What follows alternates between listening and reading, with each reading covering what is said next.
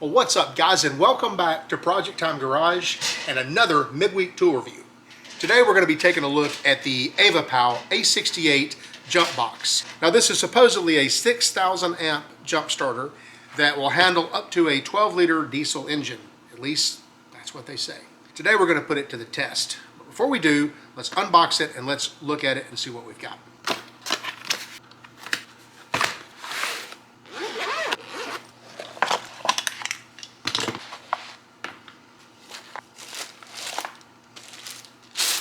So right off the bat, I see that it has a convenient carry handle. That's pretty neat. First one of those I've seen. Coming across the front here, we have the input, which is USB Type-C, and it comes with looks like a USB A to C charging cable. We have a USB output for maybe charging a cell phone, and we have what's supposedly a high current USB output. We also have a DC output, and this is pretty interesting. So we can plug this little adapter, which comes with it, in, and we can plug like a a cigarette lighter adapter style plug in there. This is the port where we plug our leads in. So those are keyed, so they only go one way, flat to flat, like that. This also appears to have a couple of lights on there, which is the blue is standby and green means I guess it's ready. We have a light that you can turn on by holding the button down here. And we have LED charge indicators that show how charged it is. Now, it's important that I say I've not charged this thing yet. It's been on my shelf for quite a while back here, almost a month now, and I haven't charged it, but I want to see a real world assessment. I want to see what it looks like if I've kept this thing in the trunk of my car or in the bed of my truck for the past month or two, and suddenly I need it. How well will it perform? Well, now that we see what it looks like, let's go out and see what it can actually do. I've got a couple of vehicles in mind. Both of them are pretty well junk, and both of them haven't been started in quite a long time.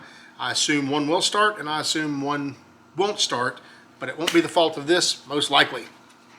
See you in the field. I just happen to have a couple of vehicles here with completely dead batteries that have not been started in quite some time. I think we'll start with this one.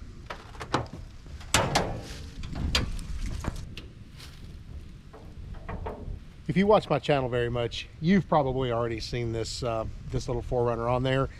I paid $700 for it. Came from a guy down the road.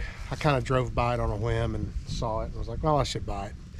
Long story short, it had exhaust valves that were burned on 2 cylinders on that side.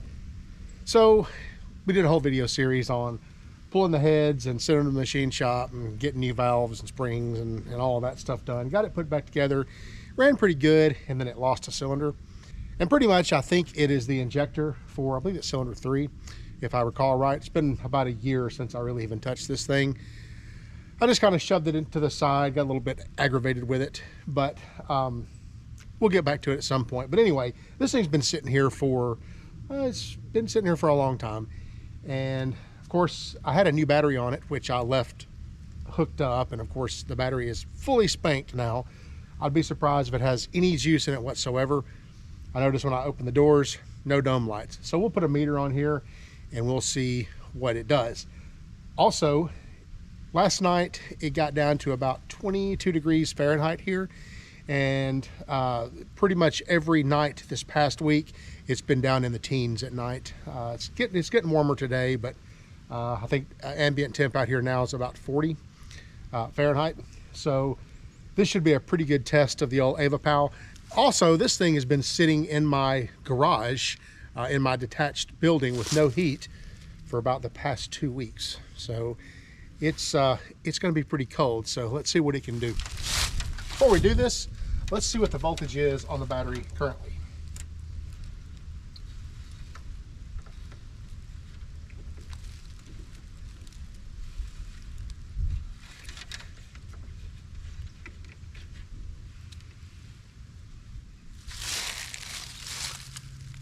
.426 volts DC. That would be a dead battery. Wow, very dead battery. Okay, what you got, little AvaPOW. I'm loving that little carry handle. That's pretty nice.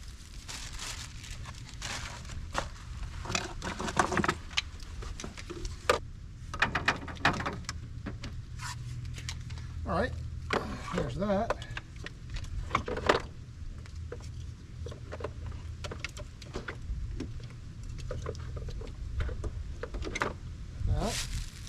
And of course, we'll have to manually turn it on. That's the red button here on the bottom.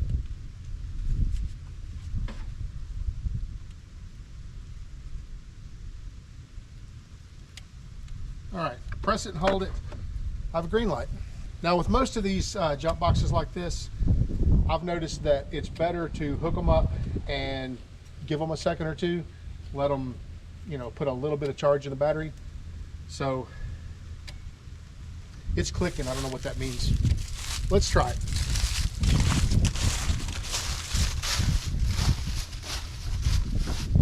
Oh, I have dash light or dome lights. Oh, that's good.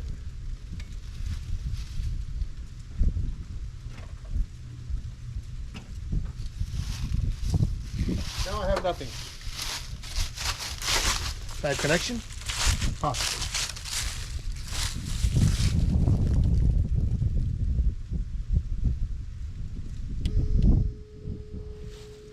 Okay.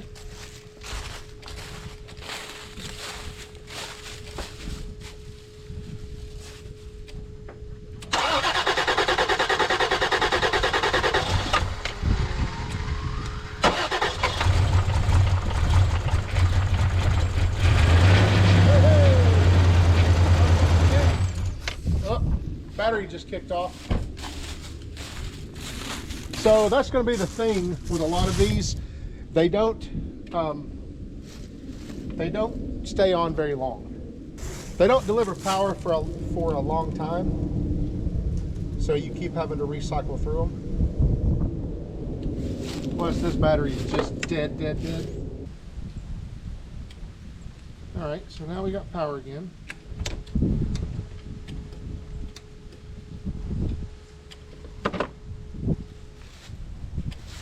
Let's see if it'll start again. I don't have enough battery even to keep the thing running.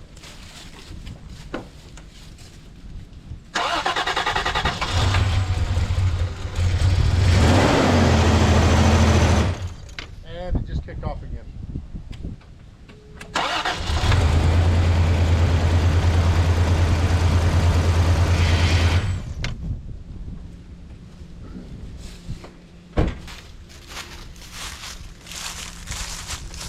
And we kick it back on again. And it's back on.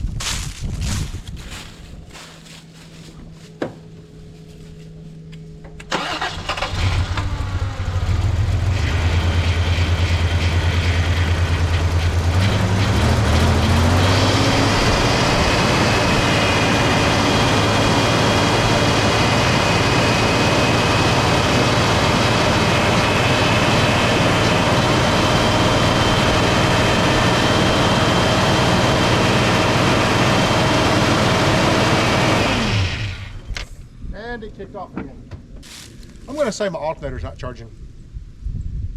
In fact, the alternator may be part of my problem as far as what's draining the battery on this. I don't know. Let's see what the battery is doing, or see what the voltage looks like here when it goes dead. 15.62 volts with it on.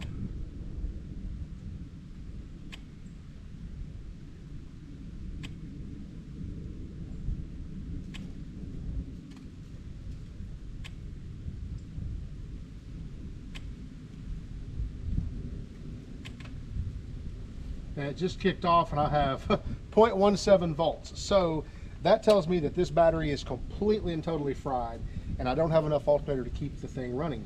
So that's fun, but it started it, no problem whatsoever. So the takeaway here is it won't solve your electrical issues, but it'll absolutely start your vehicle. Try this guy.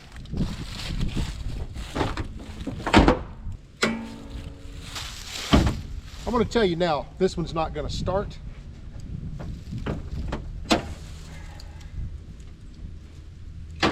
Simply because it has a mechanical issue, I think. But what I do hope is, that at least it'll whip it over. See what the voltage is on this battery before we even get started here.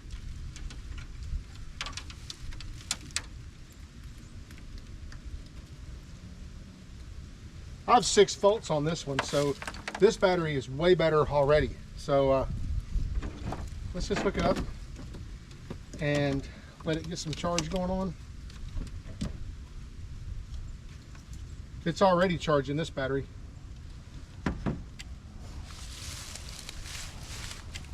We'll give it a few minutes and let it put some charge in it. Just going to kind of monitor it when it kicks off. 15.9 volts. We'll see where it's at when it kicks off.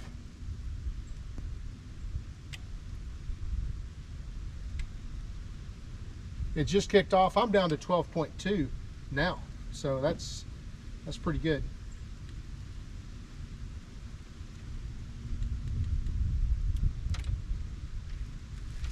It's got a thermal protection, I think, inside it.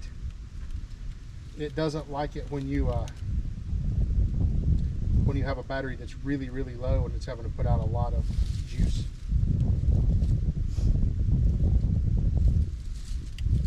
All right. Let's see if it'll start. Why not? I mean, what do we got to lose?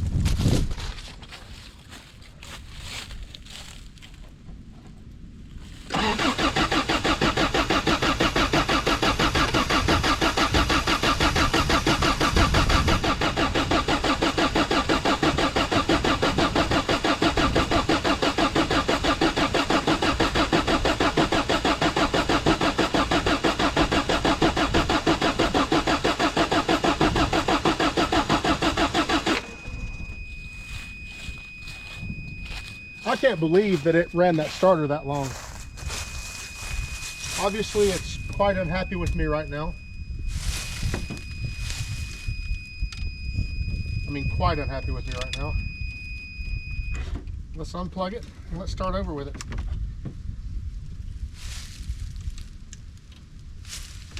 This truck takes forever to get fuel up to it, like forever. So it probably isn't going to happen on this one, but it's whipping it over like crazy.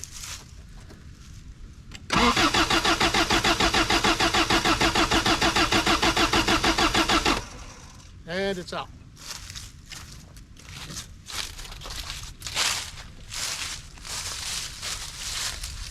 And it's back on. Try it again.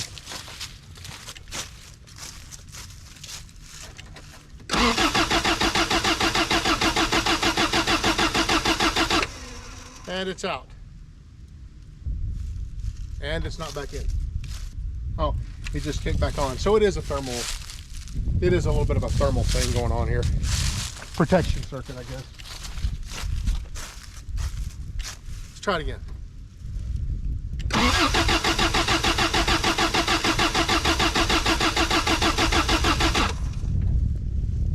I'm thinking no on this.